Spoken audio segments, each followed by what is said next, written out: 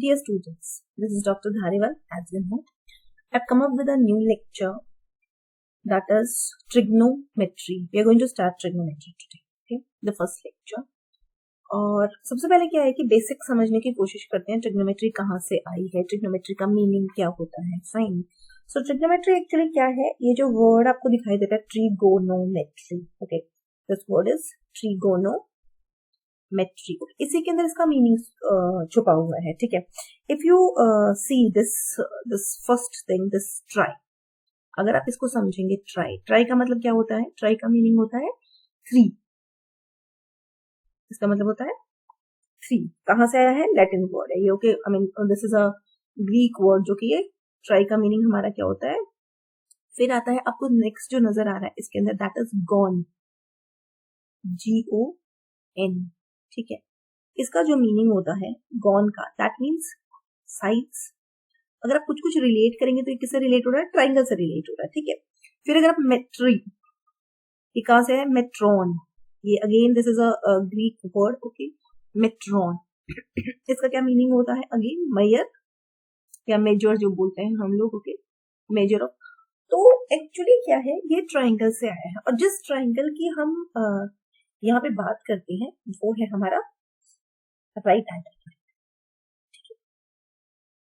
तो अब देखिए, अगर if this is your right angle triangle, एक बात तो हमको समझ में आती है कि ये जो है दिस इज 90 डिग्री. ठीक है.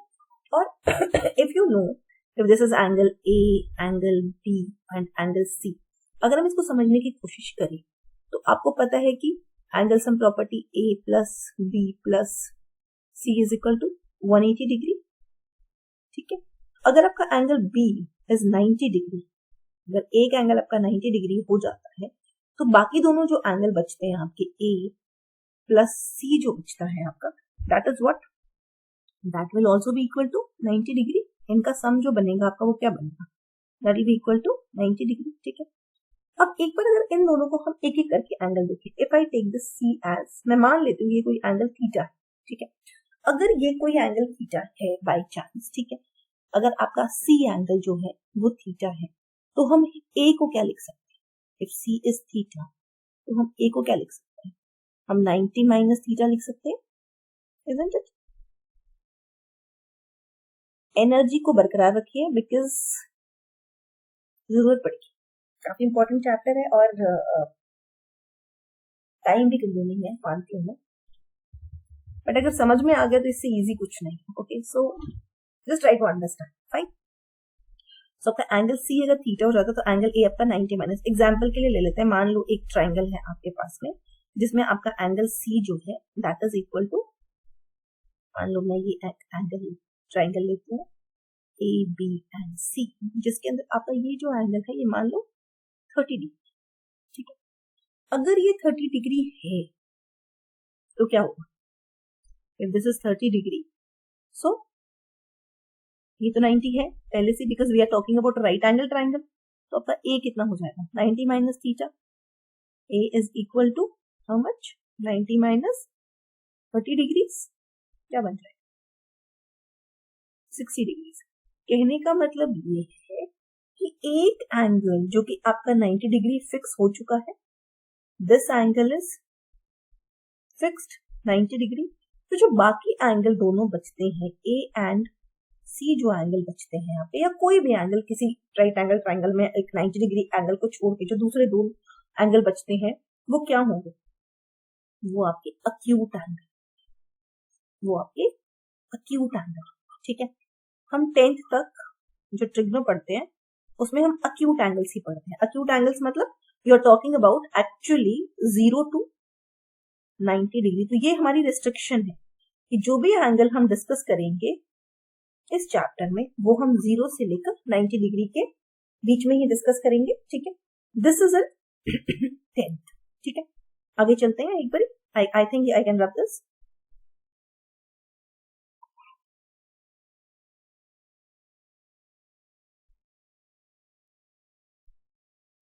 ओके, सो नाउ अगर मैं बात करूं आपको इस चैप्टर में हम क्या क्या पढ़ने वाले हैं, सबसे पहले जो आप पढ़ने वाले हो वो है आपके ट्रिग्नोमेट्रिक ratios, trigonometric ratios, ठीक है। एक्चुअली जो चैप्टर ये है ट्रिग्नोमेट्री, एक्चुअली डील किसके साथ करता है? ये आपका डील करता है रेशियोज ऑफ एंगल्स, ठीक है, रेशियोज ऑफ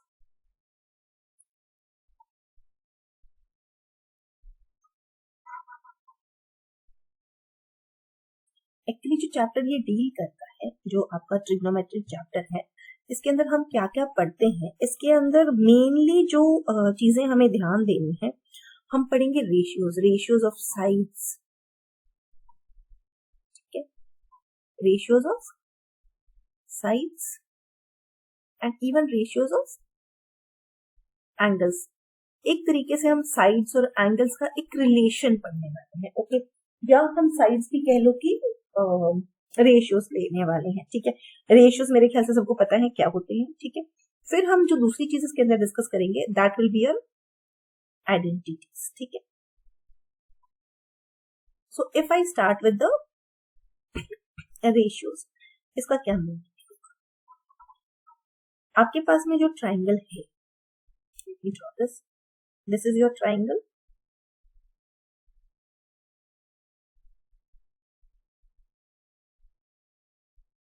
ये आपका ट्राइंगल है, इसको मैं नाम दे देती हूँ, let us say this is your again A B and C and this is theta, ठीक है। सो इसके अंदर आपके कौन कौन से रेशियोज आते हैं? सबसे पहले जो रेशियो आता है दैट इज, हमें जो मेन जो डिस्कस करनी है इस चैप्टर के अंदर, that is your sine theta, cos theta, tan theta. पहले इन तीनों को समझते हैं, फिर बाकी तीन और मैं आपको बता दूं, ठीक है। साइन थीटा जो होता है that is your actually perpendicular upon hypotenuse. तो अगर इस ट्राइंगल में हम थीटा इसको कंसीडर कर रहे हैं, एंगल सी को, ठीक है, if you are taking this and theta, तो हम क्या लिखेंगे? परपेंडिकुलर क्या है? परपेंडिकुलर होता है उसके सामने वाली side, opposite side. Perpendicular is nothing but side opposite to the angle. So opposite to angle C कौन सा है? I can write it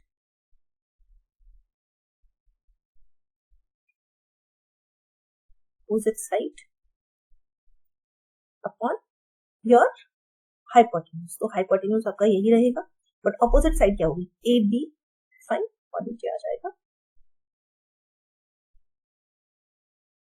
hypotenuse, ठीक है। So opposite side is your A B divided by your A C, ठीक है। ऐसे ही cos theta जो होता है that is base upon hypotenuse. अब बेस क्या होता है? Base is actually side adjacent. Side adjacent मतलब अगर ये आपका थीटा है तो एडजेसेंट साइड क्या है? BC है। So I right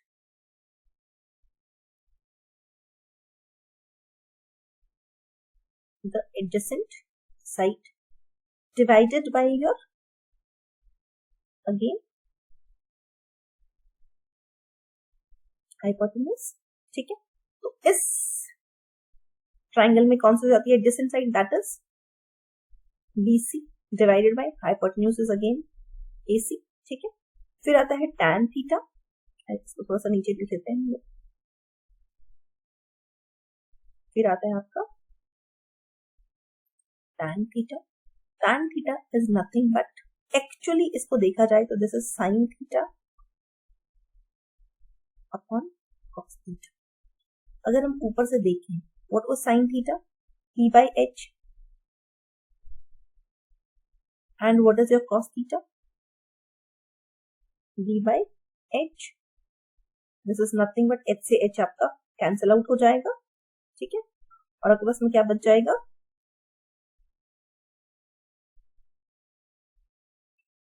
V by V. P according to angle theta, आपका जो P है that is what?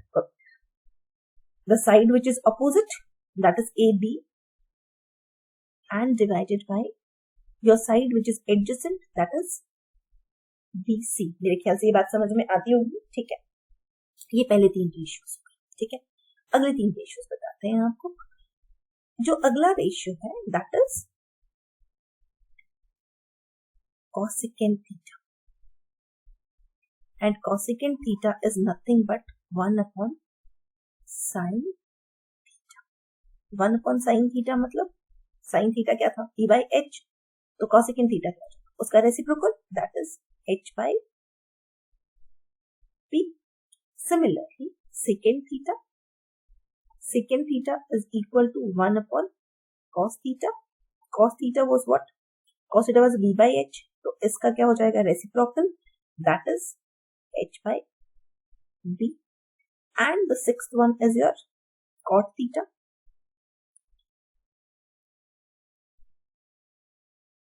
Cot theta is nothing but 1 by tan theta, और 1 by tan theta मतलब क्या हो जाएगा, tan theta was p by b, तो 1 by tan theta क्या हो जाएगा आपका b by p.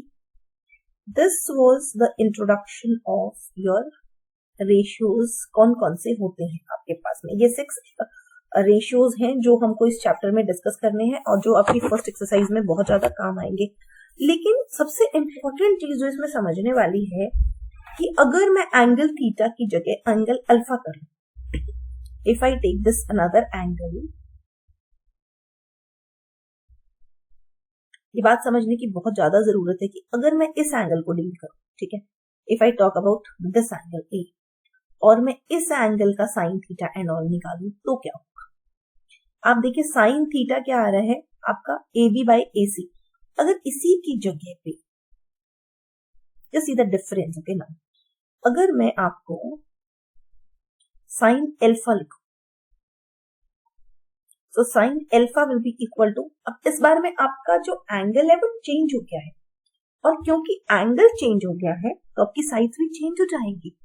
Sine theta क्या था, अपोजिट साइड अपॉन हाइपोटेन्यूज, तो साइन अल्फा क्या हो जाएगा, अपोजिट साइड इस पर चेंज हो गई, आपकी ए बी नहीं रही है, बी सी हो गई है, so this will be B C upon hypotenuse same है ए सी।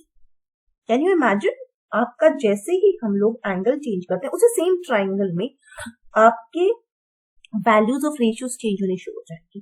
ऐसे ही अगर मैं cos अल्फा देखूं तो again cos alpha adjacent side that is A B divided by क्या हो जाएगा ए सी, ठीक है। सिमिलर अगर आप tan अल्फा देखेंगे आपका क्या हो जाएगा साइन अपॉन cos, ठीक है, that is opposite side upon adjacent side, ठीक है, so that will be this, okay, and your cosecant alpha I'm talking about, be very careful, not theta, I'm talking about alpha, okay। जब का cosecant alpha हो जाएगा that is equal to AC upon BC, ठीक है, that will be AC upon BC opposite to sin alpha, okay। And if I go for secant alpha, secant is nothing but 1 upon cos alpha, so that will be hypotenuse upon your base, and this time base is your AB cot alpha. Cot alpha will be equal to 1 by tan alpha, या आप कह सकते हैं this is nothing but B by P, so B by P इस बार क्या हो जाएगा, जैसे कि यहाँ पे आ जाएगी आपकी this will be B is base is AB this time, ठीक है, upon BC, fine. I think I not return here exactly cot theta जो था आपका B by P था, तो B by P की वैल्यू यहाँ पे क्या थी आपकी BC by AB थी, ठीक है, और यहाँ पे देखिए AB by BC हो गई है, ठीक है। जैसे आप एंगल चेंज करते हैं वैसे ही आपके रेशियोज भी चेंज हो जाते हैं, जैसे कि cosecant थीटा था आपका this was AC upon AB, ऐसे ही आपका जो secant थीटा था that was AC upon BC, fine. So एक छोटा सा फर्स्ट लेक्चर है ये जिसके अंदर मैंने आपको बेसिक रेशियोज समझाए हैं। इससे अगले जो वीडियो आएगी सेकेंड लेक्चर में, that time I will take up the first exercise of NCERT that is 8.1, जो कि मोस्टली इन्हीं रेशियोज पे बेस्ड है। Thank you.